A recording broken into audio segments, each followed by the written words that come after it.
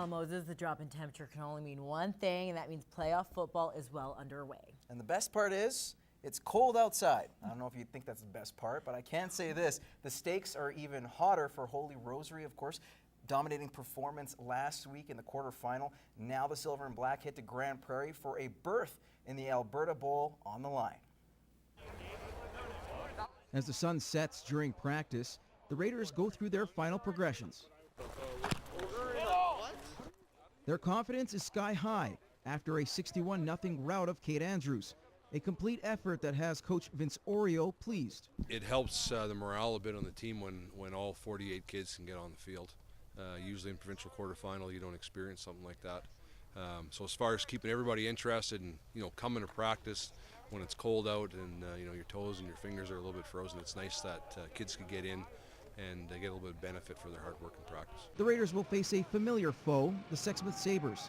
The two clubs met in last year's provincials, with Holy Rosary coming out on top. But that was last year.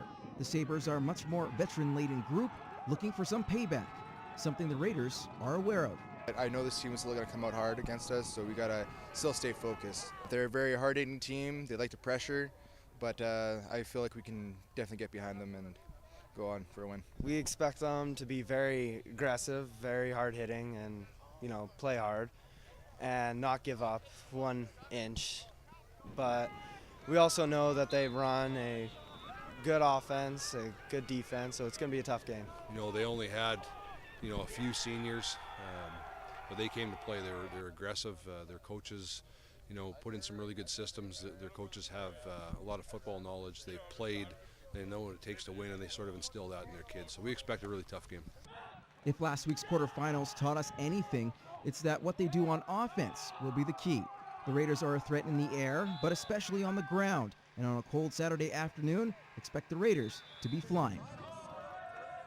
All right, 2 other teams will be competing this weekend, the Rustlers men's and women's basketball teams. They'll be in Camrose tonight to face the Augustana Vikings. The women have had a strong start as they sit in first place in the conference at 7-1, and they only suffered their first loss of the year last weekend against the Nate Ooks. Augustana are looking for some wins as they dropped both this past weekend to Keano, so both teams hungry to get back into the win column. Meanwhile, the men will play right after the ladies and are still looking for some consistency as they sit in the middle of the pack at 2-6.